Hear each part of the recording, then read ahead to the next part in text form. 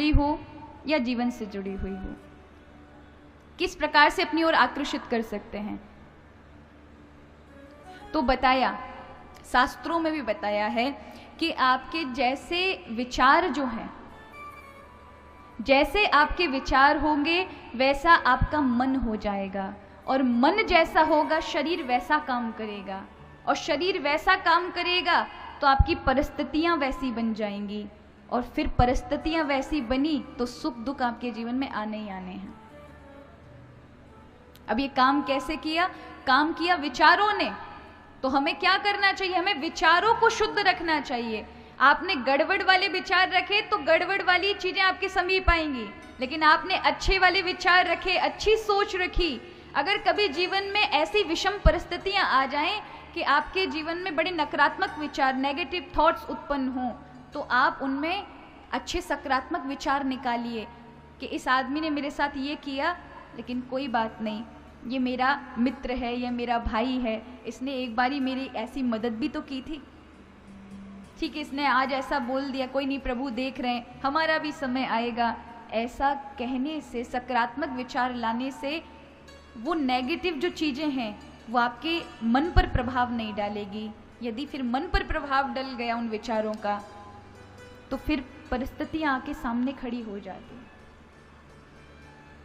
जैसे लोहा होता है और लोहे के अंदर जो चुंबक होती है उसे खींचने का एक फ्रीक्वेंसी होती है,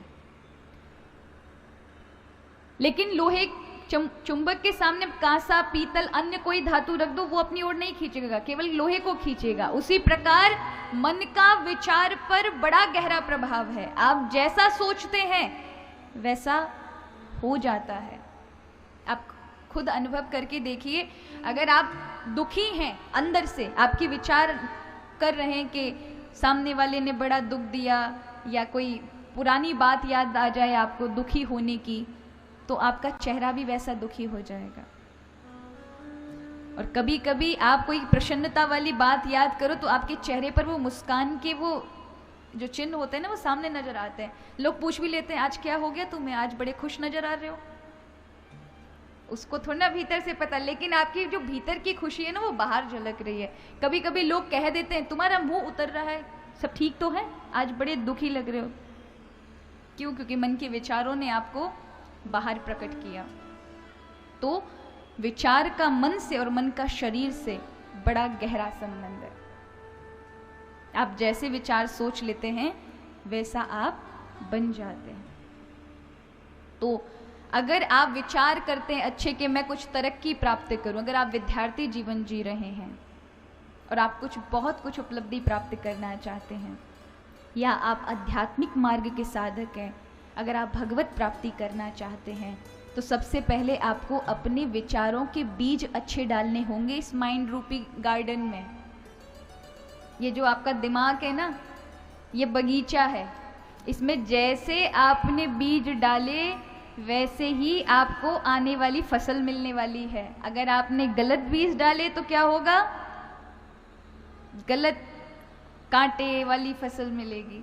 लेकिन अगर आपने इसमें अच्छे विचार वाले बीज डाले होंगे तो वही विचार मन पर प्रभाव करेंगे। मन प्रभावित हुआ तो शरीर अपने आप कार्य करेगा और आपसे अच्छे कार्य होंगे, आपकी परिस्थितियां भी सुधर जाएंगी। लेकिन काम किसका था? विचारों का। कभी गलत, अब जैसे फसल होती है, फसल में कितनी मेहनत लगती है। लोग बीज पहले खुदाई करते हैं, फिर बीज बोते हैं, फिर पानी डालते हैं, फिर फसल की रक्षा भी करते हैं।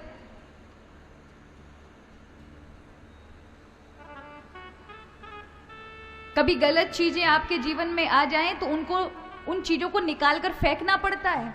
होता है ना कि कभी गेहूं के साथ बथुआ आ जाते हैं, कभी कभी वो भी होता है तो उनको निकालना पड़ता है ना। कभी कभी किसी पेड़ के साथ कोई दूसरा पेड़ उत्पन्न हो गया जो उसको मिटा देगा, तो फिर उस पेड़ को जो उसको मिटा ना दे इसलिए उसको निकालना पड़ता है, उसे अच्छा रखने के लिए। जैसे बगीचे में ज्यादा घास बढ़ जाए, बहुत सुंदर पार्क हो, लेकिन अगर उसमें कटाई छटाई नहीं हुई ना तो क्या होगा? वही ऊबड़ खाबड़ गंदा दिखने लगेगा। तो ये जो आपका ये दिमाग है,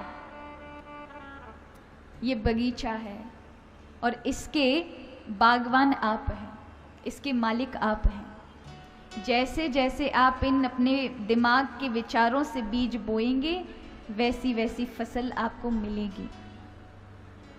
हमारे अगर जीवन में किसी प्रकार के कोई गलत पौधा भी यानी गंदे विचार भी आ जाएं, तो उन्हें काट दीजिए अपनी सकारात्मक ऊर्जा से, विवेक से।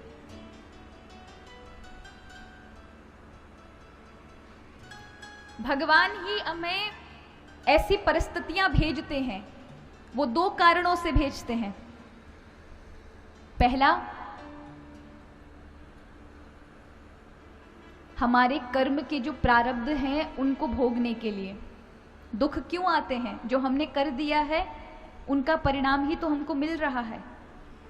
एक तो इस कारण से, और दूसरा आपको इस जीवन में सीख देने के लिए। इन दुखों से आपको बहुत कुछ सीखने को मिलेगा। जब तक आप अनुभव नहीं होते तो वो दुख आपके लिए बड़े दुखदायी होते हैं, लेकिन जब आप अनुभवी हो जाते हैं, उनसे कुछ सीख ले लेते हैं, तो वो दुख कहाँ रहता है, वो हट जाता है।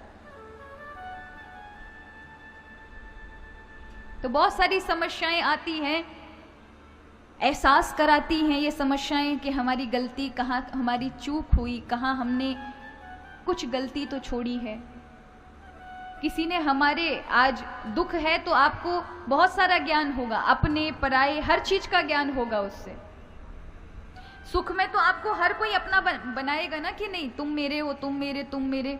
लेकिन दुख की विपत्ति में फिर देखते हैं कौन था, वो कौन बताता है? दुख बताता है। दुख से बहुत कुछ सीखा जाता है, और जब आप अनुभवी हो जाते हैं तब आपको दुख नहीं लगता, तब जीवन बड़ा खुशहाल होता है, क्योंकि अब आप सीख चुके हैं। तो कहते हैं भगवान सिखाने के लिए और कर्म प्रारब्ध को भोगने के लिए ये परिस्थितियां आती, लेकिन हम अपने विचार अच्छे रखते हैं तो परिस्थितियां हमारा कुछ नहीं बिगाड़ सकती। इसलिए विचारों का ही खेल है। किसी को दुख लग रहा है कि मैं मेरे घर में इसलिए दुखी हूं क्योंकि मेरा घर अच्छा नहीं है, ये दक्षिण मुखी है, पश्चिम मुखी है, ये इसमें वास्तु दोष है, इसमें ऐसा, इसमें वैसा, मैं तो मुंबई में जाके रहता तो अच्छा था। वो घर छोड़ दिया, मुंबई में जाके महाशय रहने लगे, और हुआ क्या? वहां भी दोष लगा रहे हैं, ये फ्लैट अच्छा नहीं मिला मुझे, तो वो वाला फ्लैट लेना था। क्यों? क्योंकि जिसको बदलना था वो तो भीतर था। हम बाहर की सारी चीजें बदल आए, लेकिन अपना नजरिया नहीं बदल सके। हमारा जैसा चश्मा वैसा हमें रंग दिखाई पड़ेगा। हरे रंग का चश्मा है तो सब हरे ही हरे नजर आएंगे, लाल रंग का है तो लाल नजर आएंगे। तो हमने अपना चश्मा कैसा चढ़ा रखा है, ये बहुत महत्वपूर्ण है। तो शास्त्रों में कहा है विचारों का बड़ा महत्व है। इस शरीर के अंदर, योग वशिष्ठ के अंदर आता है, भगवान श्री राम को वशिष्ठ जी महाराज बताते हैं कि इस शरीर के अंदर भी 5 शरीर हैं, यानी पंचकोश